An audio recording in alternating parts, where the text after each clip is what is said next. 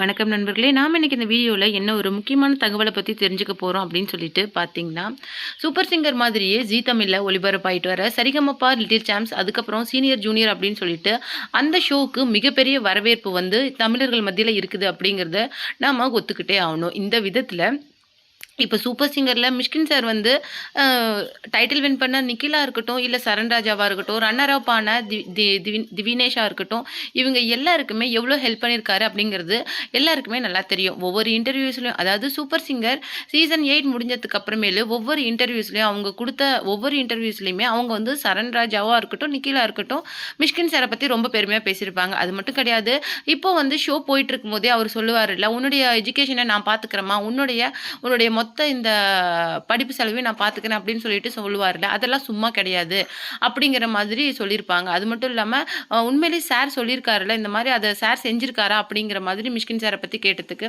அவர் சொல்கிறத விட, அவர் சொல்லி செய்கிறத விட சொல்லாத செஞ்ச விஷயங்கள் அதிகம்.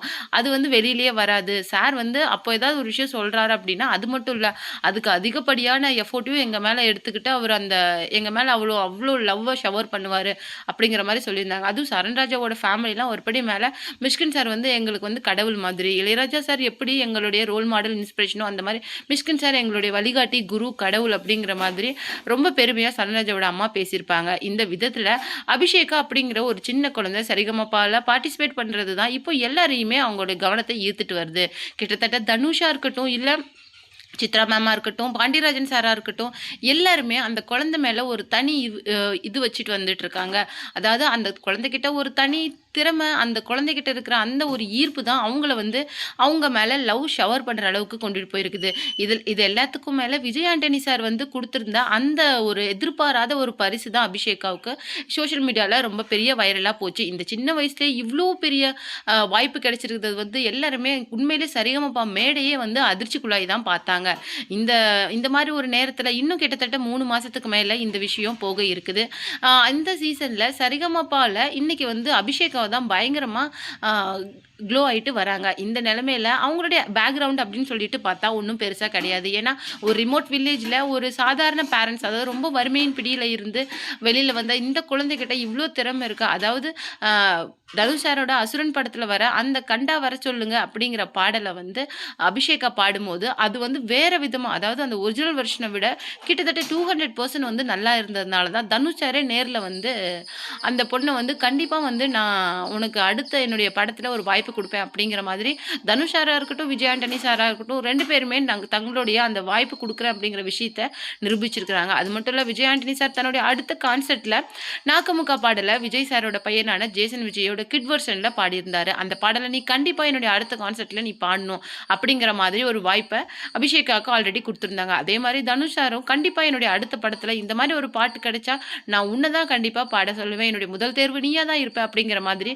ஒரு வாய்ப்பை கொடுத்துருந்தாங்க. இப்போது டெடிகேஷன் ரவுண்ட் வந்து போயிட்டுருக்கு அப்படின்னு சொல்லிட்டு நமக்கு நல்லாவே தெரியும். இந்த டெடிகேஷன் ரவுண்டில் நிறைய வந்து ஒரு ரொம்ப சென்டிமெண்ட்டான விஷயம் வந்து இன்றைக்கி அந்த சீசனில் போயிட்டுருக்குது. அது என்ன அப்படின்னு சொல்லிட்டு பார்த்தீங்கன்னா, பிரிஞ்ச குடும்பங்கள், பிரிஞ்ச உறவுகள், பிரிஞ்ச எல்லா விஷயங்களும் ஒன்று சேர்கிற இடமா இருக்குது இந்த டெடிகேஷன் ரவுண்ட். அதாவது அக்கா தம்பியாக இருக்கட்டும், அக்கா அம்மா அப்பாவாக இருக்கட்டும், இல்லை அந்த குழந்தையோட ஸ்கூல் டீச்சர், ஃப்ரெண்ட்ஸ், இந்த மாதிரி தன்னுடைய பாடலை தன்னுடைய ரொம்ப நெருங்கின உறவுக்கு டெடிகேட் பண்ணுற ரவுண்டாக தான் இந்த ரவுண்ட் இருக்குது. அந்த வகையில் ஒவ்வொருத்தருமே தான் வந்து என்னுடைய அக்காக்காக டெடிகேட் பண்ணுறேன், பாட்டிக்காக டெடிகேட் பண்ணுறேன், என்னுடைய ஃபேமிலி, என்னுடைய ஃப்ரெண்ட்ஸ், டீச்சர்ஸ்க்காக டெடிகேட் பண்ணுறேன் அப்படின்னு சொல்லிட்டு இருந்த நிலைமையில் அபிஷேகா வந்து சொன்ன விஷயம் தான் எல்லாருக்குமே ஆச்சரியத்தை ஏற்படுத்துது. அது மட்டும் இல்லாமல் நிறைய பேர் வந்து அப்படி டெடிகேட் பண்ணனவங்க வந்து நிறைய கிஃப்ட் கொடுத்து தன்னுடைய அன்பை வந்து அந்த மேடையிலே காமிச்சிருந்தாங்க. இதெல்லாம் பார்த்து ஒரு பக்கம் ஏக்கமாப்பட்ட நம்ம அபிஷேகாவுக்கு தான் ஒரு எதிர்பாராத சர்ப்ரைஸை ஸ்ரீனிவாஸ் சார் கொடுத்துருக்காரு. அதுதான் நாம் இந்த வீடியோவில் டீட்டெயிலாக பார்க்க போகிறோம். வீடியோக்குள்ளே போகிறதுக்கு முன்னாடி நீங்கள் நம்ம சேனலுக்கு புதியவராக இருந்தால் மறக்காமல் சிபி ட்ரெண்டிங்கை சப்ஸ்கிரைப் பண்ணி ஃபாலோ பண்ணிக்கோங்க.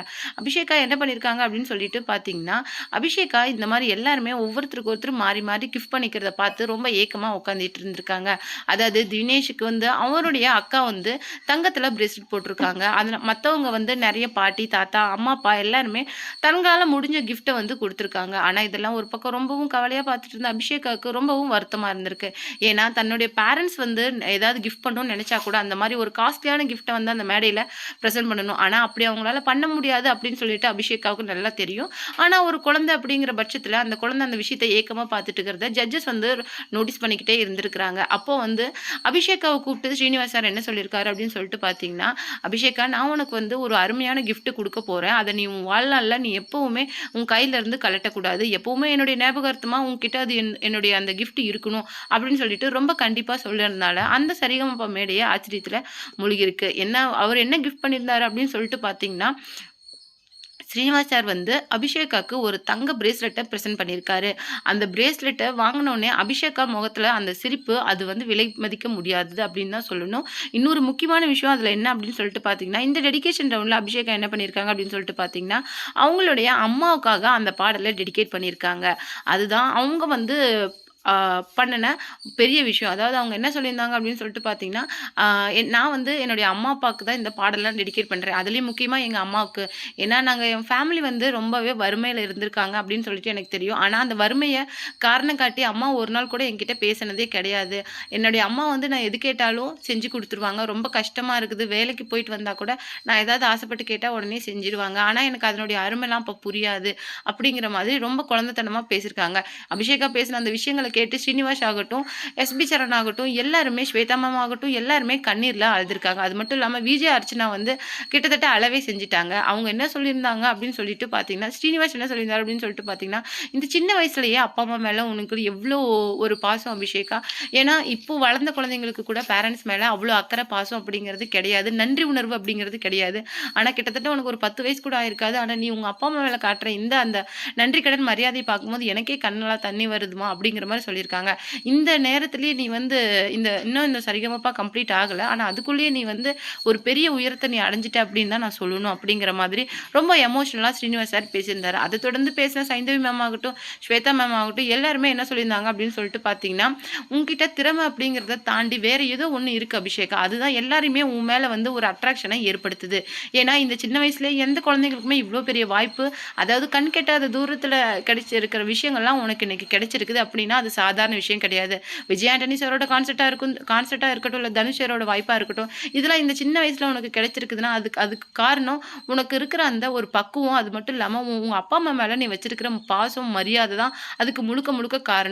அதாவது இன்னைக்கு எவ்வளோ பெரிய குழந்தைங்க வந்து அப்பா, அம்மா அப்படின்னு சொல்றதுக்கு வெட்கப்படுற இந்த நிலைமையில ஒரு 10 வயசு குழந்தை நான் என்னுடைய அம்மா, அப்பாக்காக இந்த பாட்ட டெடிகேட் பண்றேன். அது மட்டும் இல்லாம அவங்க என்ன எவ்வளோ கஷ்டத்துல இருந்தாலும் என்ன கஷ்டத்துல விட்டதில்ல அப்படின்னு சொல்லிட்டு இவ்ளோ மெச்சூர்டா பேசுறத பார்த்தா ரொம்ப ஆச்சரியமா இருக்கு அப்படிங்கிற மாதிரி மொத்த சரிகமப மேடையே கண் கலங்கிருச்சு. அது மட்டும் இல்லாம சரிகமபால அபிஷேகா பார்ட்டிசிபேட் பண்றத பார்க்கறதுக்கு ஒவ்வொரு வாரமும் அவங்க ஊர்ல இருந்து நெறைய பேர் வருவாங்களாம். அவங்க வந்து என்ன சொல்லியிருக்காங்க அப்படின்னு சொல்லிட்டு பார்த்தீங்கன்னா, சரிகமபால அபிஷேகா பாடுறது எங்களுக்கு ரொம்ப பெருமையா இருக்கு அப்படிங்கிற மாரி சொல்லியிருந்தாங்க. அதுக்கு விஜய் பிரியங்கா அர்ச்சனா என்ன சொல்லியிருந்தாங்க அப்படின்னு சொல்லிட்டு பார்த்தீங்கன்னா, "நீங்க வந்து இப்படி சொல்றீங்க. ஆனா சரிகமபால அபிஷேகா பாடுறது அபிஷேகாவுக்கு ஒண்ணும் பெருமை கிடையாது.